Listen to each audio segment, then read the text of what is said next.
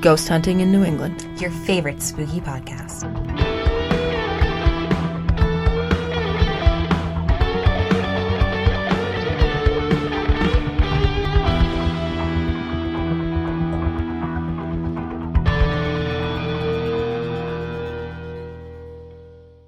Hello and happy Wednesday. Welcome to Ghost Hunting in New England. I'm your host, Amelia, and I'm joined today in studio with my two lovely co-hosts, Mike and Lauren. Hey guys, welcome to the show. Hey. Hey, thanks for having us. Of course. So, when we recorded this episode the first time, I decided to go over Mercury retrograde. As we were talking about it, we realized that there is a comedy show had just started next door, and we stopped it, and we tried to start recording again, and apparently that didn't work. So I guess what I'm trying to say is Mercury retrograde, it's real. Some of our listeners might not know what the heck I'm talking about, per usual. So in astrology, we talk about retrograde planets a lot. And what that means is when you look at certain planets as they do their orbit around the sun, they appear to us here on Earth to be going backwards. They're not actually going backwards. It's just a strange phenomenon that we see it that way. In astrology, however, this can cause different shifts. So Mercury retrograde, a lot of you have probably seen it on Facebook or Instagram. It's like really, it's a hip thing. You know what I mean? But what that causes is it causes a lot of technological delays. It causes issues with communication, and it causes things from the past to come up again. For example, last night, my computer crashed a bunch of times and I lost a ton of our recordings and our episode came out a few minutes late. I really apologize. I'm so sorry, everyone. But I did get it up, and thank you all for listening to it. And so that kind of got continued today with our little recording snafu. Luckily, we found it pretty quick. Another weird thing happened today, which I think is like a quintessential Mercury retrograde phenomena. And that is, I don't know if you guys have heard about this, but all the cell phones, for whatever reason, were shooting people texts from Valentine's Day in 2019. That's what, like, I want to say 8 months ago? Mm-hmm. So it causes problems for people because unfortunately some people have lost people in their lives since that time and all of a sudden are receiving a crazy text message from them. Or maybe it's an ex you were seeing on Valentine's Day. Maybe it was one person you went out with one time and were totally cool not hearing from them again, and all of a sudden at 3:30 in the morning you're getting these texts. You're like, what is going on? But it turns out this happened to thousands and thousands of people. So I think that, you're hearing from people from the past. Ex relationships are a huge thing that occurs during Mercury retrograde. I thought that was weird. Is anyone else out there having any weird Mercury-related issues going on in their life? This time it's in retrograde between October 31st and November 20th. So That's a pretty long time. Yeah, usually most planets, when they retrograde, it typically lasts like 3 to 4 weeks, depending on the planet and how far away they are from the sun. Yeah. Cool stuff. I would like to point out I did not get any texts for Valentine's Day. No, we have not great service. I mean, Sprint's not good, and Cricket not great also not service. Oh, so you guys are attached at the hip. How often do you text each other? Oh, gosh. Okay, so on to what we're talking about today, which is the very spooky and very infamous Route 44. And I would like to give a quick shout out to my coworker, Laura, who suggested this episode to me. And back when Beth and I first started this podcast, one of our listeners also suggested this. And I'm so sorry. I do not, for the life of me, remember who it was exactly. If it was you, feel free to send me a note and I'll shout you out for it because it was a great idea. And I've been wanting to do it for months. And I'm so happy that we finally have the opportunity to do it tonight. Okay, so here we go. Route 44 is an east-west United States highway that runs for 237 miles through 4 states in the northeastern region in the U.S. It runs from Cohocton, New York, in the Hudson Valley region, travels through Connecticut and Rhode Island, and ends in Plymouth, Massachusetts, on the east coast of the state right before you head to Cape Cod. It's right by where Mike and I grew up. As you near the end of Route 44, you will find yourself driving through the small town of Rehoboth, Massachusetts. Rehoboth borders the great state of Rhode Island and has a population of just over 12,000 people. It's home to a whopping 53 historic graveyards. Despite being one of the oldest towns in America, established in 1643, Rehoboth really isn't known for anything at all. Mike, we grew up maybe a half hour from there. You ever been? Nope. Know anything about it? Nope. Lauren, you're from Massachusetts, the very other side of the state, probably as far away as you can get. But have you ever heard of it? Know anything about it? Ever been there? No, I have not been through there. All right. It's kind of weird. I feel like, being so close, we would have, I don't know, run into somebody from Rehoboth school system or maybe heard of it's them time for a field trip. Maybe. We're pretty close right now. We're only like a half hour away. Mm-hmm. It is definitely not just a half hour to Rehoboth from here. It's like at least an hour to Rehoboth. No, you're so wrong. I just drove here from Weymouth. It was like more than a half hour. It's right next to Providence, Rhode Island, which is like a half hour from Boston. Yes. Google Map it. Okay, you can Google Map it. Yeah, so Rehoboth really isn't known for anything. That is, unless you are a spooky person into spooky things, or perhaps you've made the mistake of picking up a hitchhiker along this route.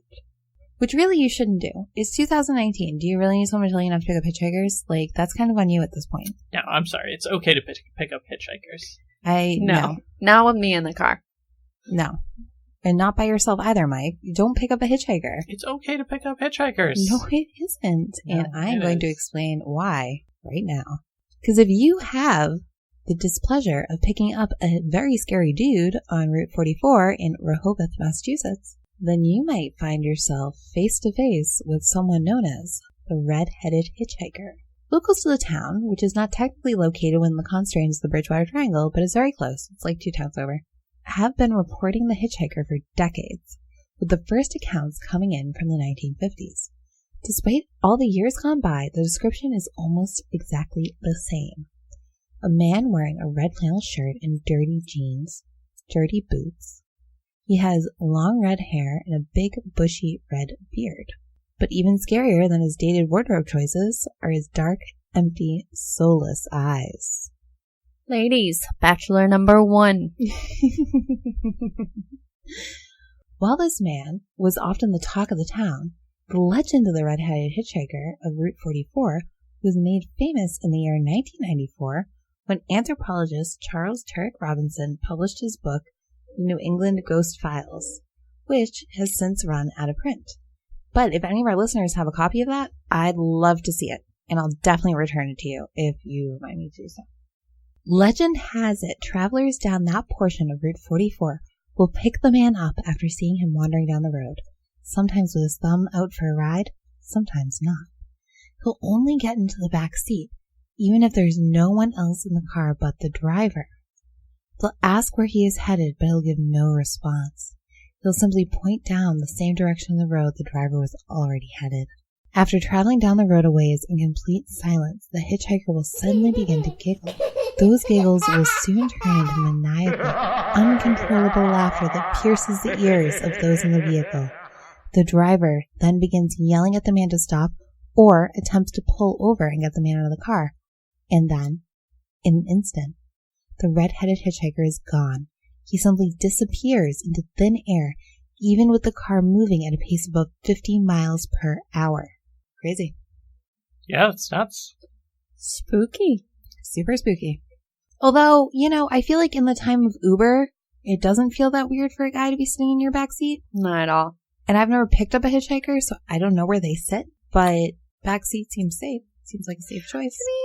Maybe not a safe choice for the driver, actually, now that I think about it. Yeah, you really want somebody, like a stranger sitting behind you? But think of it, too. Uber essentially is hitchhikers just with phones and apps. And money. Who pay you. And money, certainly, but have a working debit card. You don't know who's getting into your car. Well, Uber knows who's and getting you're into your car. Tracked by GPS, and they rate people. Well, I guess.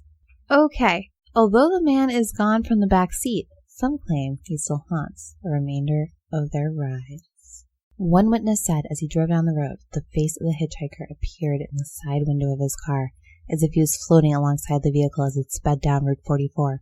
Another claimed that not long after he vanished from her vehicle, the music cut out on the radio, and his crazed laughter began to fill the car once again, this time taunting her by name. There is a more unsettling incident involving a woman who thought she had run him over. The ghost appeared right in front of her car and she had no time to stop.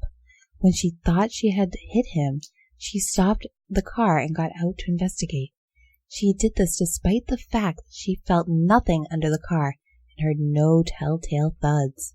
When she turned to go back into her car, she suddenly heard disembodied laughter. It didn't stop with her getting back in the car and driving off. Again, her car passed through the ghost. This time, she didn't leave the car. Instead, she stuck her head out of the window and looked at the road ahead of her. Yeah. That doesn't sound safe. You shouldn't stick your head out the window while you're driving. Definitely not. No. If you think you hit somebody, you should stop and get out to check, because otherwise it's a hit and run. That's really illegal. It's not funny. People get hit and runs all the time. Oh, gosh. Okay. Again, the disembodied laughter echoed, but it was much closer this time. She put her foot to the acceleration pedal after rolling her window up. Ever since, this woman has always been scared of driving alone at night. Over-exaggeration. I don't think so. I think that's very fair. Yeah, it's a traumatic event. It's very traumatic. She hit somebody? I mean... She thinks she did a hit and run, and now she's never going to know if she accidentally, killed some guy on the road and drove off. Yeah, that's traumatic. I wouldn't want to drive alone at night after that. So is it traumatic to her because she thinks there's a ghost who might... Like, is she saying she doesn't drive at all during night because of this ghost along this path? Or does she just not drive that path alone at night? It says she's scared of driving alone at night. Yeah. It's probably combo of overreaction. Okay, well, hold on, because let's point one thing out about the three people in the room right now. The first thing, just one person, and that's Lauren. And Lauren doesn't actually have a driver's license. And Lauren and Mike are pretty much at the hip. So I don't really know if you're the best person to comment on driving alone at night and running into a ghost and being traumatized. I don't like driving alone at night because I hit a bush one time and it freaked me out. I hate driving at night in the rain now. Yeah, Lauren, you jump every time we have to stop short or anything. Really. Listen, I jump because you're not the best to drive. Oh, that's bull. Real quick, Lauren, why haven't you gotten your license yet? Could it be because you're scared of driving? Yeah, so critical. It's a test that I'm scared of. Test anxiety. Okay. So, let's see. Where are we in the notes here? Okay. The most hair-raising account given regarding this ghost comes from a couple whose car broke down on this stretch of road after 10 p.m. The husband told his wife to stay with the car while he moved forward to find a house where he could call AAA to get the tow truck. As he walked down the road, he saw the ghost sitting by the roadside. He had his plaid red shirt and red hair and beard, but his clothing and hair were in disarray. Thinking this was a living man, the husband asked him if he knew where he could find a phone to use. He asked several times, because the only response he got from the ghost was staring and grinning. When the ghost stared and grinned at him, the husband asked if he was all right. At this moment, the husband reported that the ghost's mouth began to twist. The ghost's eyes then glazed over into pure white. As the husband backed off slowly at first, then started to hurry, he heard the man's eerie laughter. When he stopped and turned around, the ghost wasn't there. The laughter lingered, however. It was also spontaneously switched location. 1 second it was in front of the husband, and the next it was behind him, then to one side or the other. The disembodied laughter continued to follow him until it stopped suddenly. I would like to make a quick comment on this. Mm-hmm. Route 44, for those of you not in Massachusetts, it's a highway. Mm-hmm. It's a big highway. Yeah. And I don't know how long AAA has been around, but I imagine probably within the last 20 years. Yes. Yeah, but a lot of highways are outside of their service area. We called them a little while ago, and they were like, "No, we don't go there." No, I'm just trying to timestamp this. Oh. Because imagine your car breaks down on the highway, right? And you're like, "Oh, I need to walk somewhere and figure this out." And you just see a man sitting on the side of the highway. I'm not going to talk to him. Yeah. Well, that's what's been throwing me off about this highway, because First of all, the idea of pulling over on the side of the highway to pick somebody up, that's super dangerous. So are we going through any areas that are more closer to small towns, smaller roads? This all happens on the highway.